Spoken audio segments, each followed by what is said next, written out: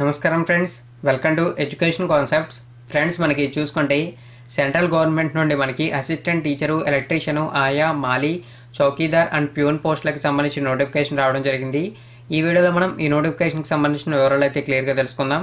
Friends, ఇక ఆలోచన చేయకుండా వీడియోలోకి అయితే వెళ్దాం. ఫ్రెండ్స్, ఇక్కడ చూసుకోవచ్చు మనకి cantonment board of Jabalpur, ministries of defence అని కనపడుతుంది. ఇక్కడ చూసుకుంటే మనకి recruitment of assistant teacher, electrician, ఆయా, మాలీ, చౌకీదార్ అండ్ ప్యూన్ పోస్టులకు సంబంధించిన డీటెయిల్స్ అయితే కనపడుతున్నాయి. ఈ పోస్టులకి ఆన్లైన్లో అప్లై చేయాలి. ఇక మనకి చూసుకున్నట్లయితే ఆన్లైన్ అప్లికేషన్స్ అనేవి ఫిబ్రవరి 23వ తారీఖు నుండి ప్రారంభమయ్యాయి. లాస్ట్ డేట్ చూసుకున్నట్లయితే మనకి మార్చి 14 అనేది లాస్ట్ డేటు. అదైతే మీరు గుర్తుంచుకోండి. ఇందులో చూసుకుంటే మనకి అసిస్టెంట్ టీచరు, ఎలక్ట్రీషియను, ఆయా, మాలీ, చౌకీదార్, ప్యూన్కి సంబంధించిన పోస్టులు అయితే ఉన్నాయి. మనకి చూసుకుంటే ఆయాకి, మాలీకి, చౌకీదార్కి, ప్యూన్కి సంబంధించి 8th క్లాస్ అనేది ఎడ్యుకేషన్ క్వాలిఫికేషన్గా మెన్షన్ చేశారు.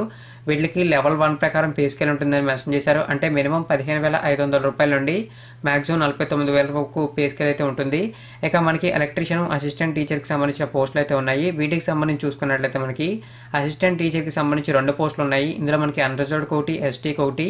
దీనికి చూసుకుంటే మనకి డిగ్రీ అనేది ఎడ్యుకేషన్ క్వాలిఫికేషన్, దానితో పాటు బీఈడి, బీటీసీ కానీ, డిఈడి కానీ, డిఎస్సి కానీ చేసి ఉండాలని చెప్పి మెన్షన్ అయితే చేశారు. దీనికి లెవెల్ 6 ప్రకారం పే స్కేల్ అయితే ఉంటుంది. అంటే మనకి స్టార్టింగే 25,300 రూపాయల నుండి మాక్సిమం 80,500 రూపాయల వరకు పే స్కేల్ ఉంటుంది. ఇక ఎలక్ట్రీషియన్కి సంబంధించి అన్రిజర్వ్డ్ కేటగిరీలో ఒక పోస్ట్ ఉంది.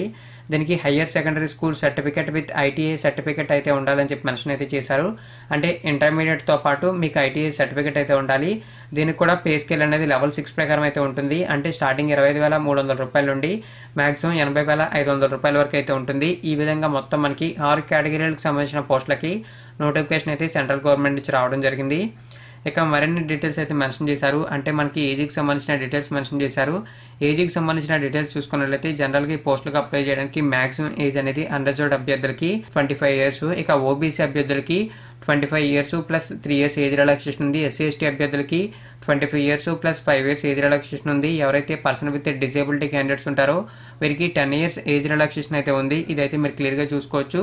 మనకి ఎక్స్ సర్వీస్ మ్యాన్ అన్రిజర్వ్డ్ కేటగిరీకి సంబంధించి ఎవరైతే ఉంటారో వీరికి 3 ఇయర్స్, ఎక్స్ సర్వీస్ మ్యాన్ ఓబీసీకి సంబంధించిన వారికి 6 years, ex service man SC ST అభ్యర్థులకి 8 ఇయర్స్ అనేది ఏజ్ రిలాక్సేషన్కి అయితే మెన్షన్ చేశారు.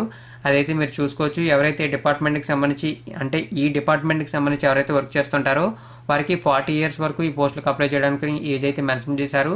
అదైతే మీరు చూసుకోవచ్చు. మనకి రిజర్వేషన్ కూడా అప్లికేబుల్ అవుతుందని చెప్పి మెన్షన్ చేశారు.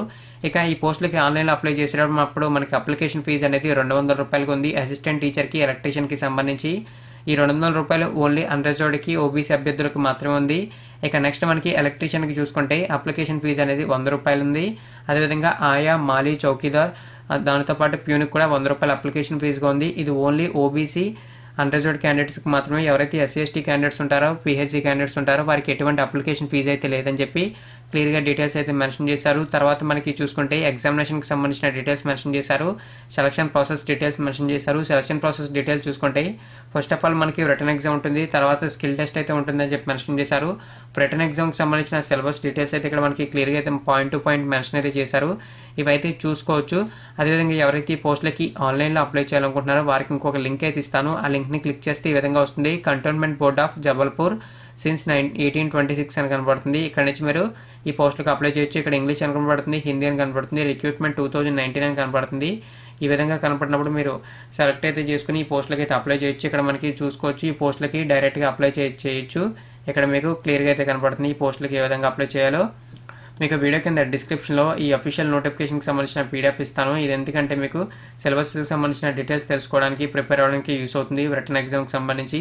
అదేవిధంగా ఆన్లైన్లో అప్లై చేయడానికి లింక్ అయితే ఇస్తాను. అక్కడి నుంచి మీరు ఈజీగా అయితే అప్లై చేయొచ్చు. మరిన్ని ఇటువంటి రెగ్యులర్ జాబ్ అప్డేట్స్ కోసం నా ఛానల్ని సబ్స్క్రైబ్ చేయండి. మీకు వీడియో కింద డిస్క్రిప్షన్లో కావాల్సిన లింక్స్ అన్ని ప్రొవైడ్ అయితే చేస్తాను. ఈ వీడియోని వీలైనంత వరకు మీ ప్రతి ఫ్రెండ్కి షేర్ చేయండి. ఎందుకంటే మీకు అప్లై చేసే ఇంట్రెస్ట్ లేకపోయినా అట్లీస్ట్ మీ ఫ్రెండ్స్లో ఎవరైనా అప్లై చేసే ఇంట్రెస్ట్ అయితే చూపించవచ్చు. మీరైతే షేర్ చేస్తే వాళ్ళకి యూజ్ చేసిన ఇన్ఫర్మేషన్ అయితే షేర్ చేసినట్టు వస్తుంది.